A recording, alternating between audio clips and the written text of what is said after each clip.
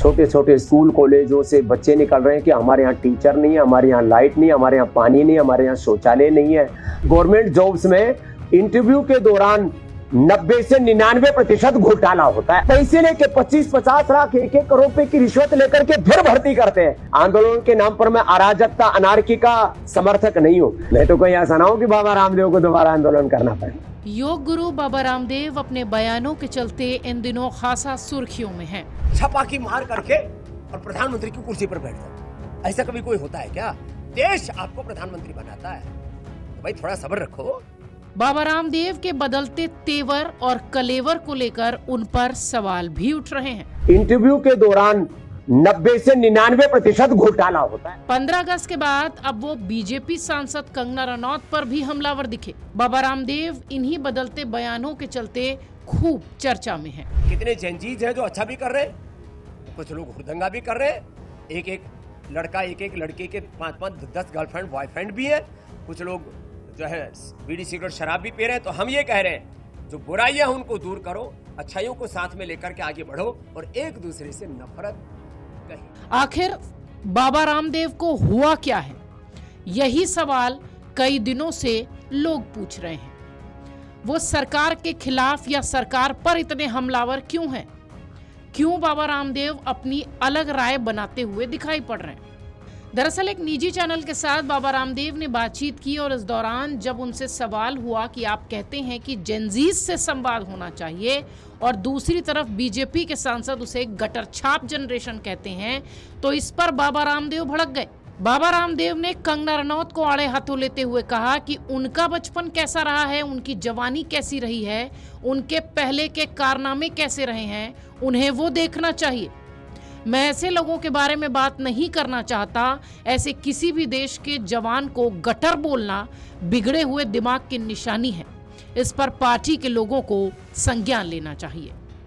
ये वही बाबा रामदेव हैं जो हमेशा से सरकार के खिलाफ बोलने से बचते रहे हैं। रामदेव ने भड़कते हुए आगे कहा कि अगर कोई मेरी प्रशंसा करे या फिर योग की प्रशंसा करे तो उनके गुनाहों पर लीपापोती थोड़ी कर दूंगा। किसी भी जाति वर्ग या समुदाय की बात हो, युवा कोई जाति नहीं है, इनमें सबके बालक हैं। युवा अपने आप में बहुत बड़ी ताकत है, इसको कोई नकार नहीं सकता। आपको बता दें कि सीजेपी के प्रोटेस्ट के दौरान कंगना रनौत ने प्रदर्शनकारी लड़कियों को गटर छाप कहते हुए उनके चरित्र पर सवाल उठाए थे। इसके बाद विपक्ष ने इसका विरोध भी किया। हालांकि कंगना पीछे नहीं हटी, उन्होंने फिर कहा कि कॉकरोच तो गटर से ही निकलते हैं।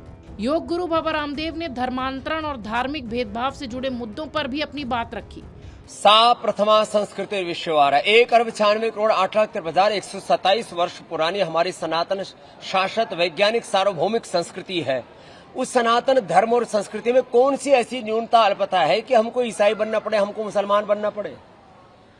आज से बात है लगभग 1000 साल पहले की। कुछ चंद मुगल आए, लूट करके ले गए। मोहम्मद गौरी, महमूद गजनबी, नादिर शाह, उसके बाद तो कुछ आकर के यहीं बस गए। बाबर और उसके बाद में हुमायूं, अकबर, औरंगजेब और तमाम। भाई 2-4 मुसलमान आए, उन्होंने अपने ही सनातन धर्मी हिंदू भाइयों को कभी तलवार के बल पर, कभी लालच के बल पर, कभी चमत्कार के बल पर, तो कभी और बहुत तरह के, एक तरह से हम कहेंगे कि भ्रम भ्रांतियां फैला करके अपने ही ऋषि ऋषिकाओं के वंशधरों को, हमारे ही सनातन हिंदू भाइयों को इस्लाम में तब्दील कर गया। तब भी हम चुप। कुछ ईसाइयों ने ईसाई बना दिया, तब भी हम चुप रहे। भैया देखो, सनातन धर्म में कोई कमी नहीं है। अगर आप देखिए तो जानकार ये भी कहते हैं कि इसका निशाना बीजेपी पर भी हो सकता है, तब जबकि धर्म को लेकर बीजेपी अपने चुनावी एजेंडे में भी काफी संजीदा रहती है। दरअसल 15 अगस्त को उनके एक बयान ने सियासी चर्चा छेड़ दी थी। सरकारी भर्तियों, पेपर लीक और भ्रष्टाचार पर रामदेव ने सरकार को कड़ी नसीहत दी। पहले से तय करके और पैसे लेके 25-50 लाख 1-1 करोड़ रुपए की रिश्वत लेकर के फिर भर्ती करते हैं। अब ऐसे ही आंदोलन करना पड़ा तो देश कैसे चलेगा? इसलिए भाई सुधर जाओ, नहीं तो देश में आंदोलन और ज्यादा भी हो सकते हैं। आंदोलन के नाम पर मैं अराजकता अनार्की का समर्थक नहीं हूं, लेकिन भाई ये बात तो जरूर है, देश में घपला भी बहुत है। ये घपले ठीक कर लो, नहीं तो कोई ऐसा ना हो कि बाबा रामदेव को दोबारा आंदोलन करना पड़े। उनके इस बयान के बाद सवाल उठने लगे कि आखिर लंबे समय से प्रधानमंत्री और सरकार के समर्थक रहे रामदेव के तेवर भला बदल कैसे गए। छोटे छोटे स्कूल कॉलेजों से बच्चे निकल रहे हैं कि हमारे यहाँ टीचर नहीं है, हमारे यहाँ लाइट नहीं, हमारे यहाँ पानी नहीं, हमारे यहाँ शौचालय नहीं है, हमारे यहाँ टीचर है तो किताबें नहीं है, किताबें हैं तो टीचर नहीं है, और टीचर है तो पढ़ाई में नकल हो जाती है, कहीं पेपर लीक हो जाता है, और पेपर पास भी कर लिया, 10वीं 12वीं का बोर्ड एग्जाम भी दे लिया, तो 10वीं 12वीं के जो एग्जाम के मार्क्स हैं वो कहीं जुड़ते ही नहीं है। कॉम्पिटिटिव एग्जाम्स के आधार पर ही आगे यूनिवर्सिटी में सिलेक्शन होता है, और उसके बाद में फिर जो है जब कहीं नौकरी की बारी आए, खास करके गवर्नमेंट जॉब्स में इंटरव्यू के दौरान 90 से 99% घोटाला होता है। उन्होंने आंदोलन का समर्थन करते हुए साफ कहा कि अराजकता के पक्ष में वो नहीं है, लेकिन भ्रष्टाचार के खिलाफ आवाज उठाना चाहिए।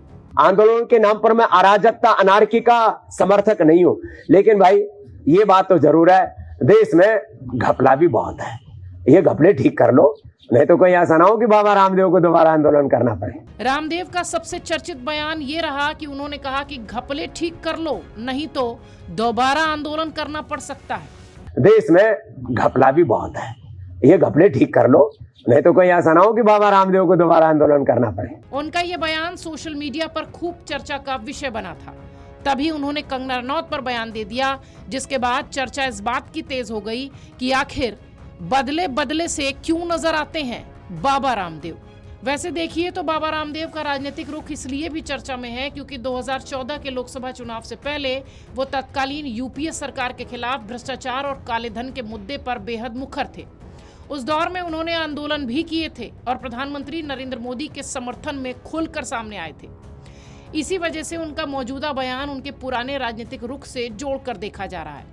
हालांकि मौजूदा बयान को सीधे मोदी सरकार के संबंधों में दरार का संकेत मानना अभी सिर्फ राजनीतिक विश्लेषकों का अनुमान है, और सवाल भी यही है कि क्यों बदले बदले से सरकार नजर आते हैं। क्या वाकई में रामदेव नाराज हैं? देश में न जातियों को लड़ने दो, न जाति वर्ग समुदायों के नाम पर घृणा और नफरत होने दो, और न राजनीतिक रूप से पक्ष और प्रतिपक्ष होना चाहिए। एक दूसरे के साथ शत्रुता नहीं होनी चाहिए। देश का संविधान और देश का लोकतंत्र, देश की संस्कृति, संस्कार और सभ्यता हमें ये सिखाती है। Video desk amarujala.com। अगर आप ये वीडियो YouTube पर देख रहे हैं तो हमारे चैनल को सब्सक्राइब कर बेल आइकन दबाएं, और Facebook पर देख रहे हैं तो हमारे पेज को लाइक करें।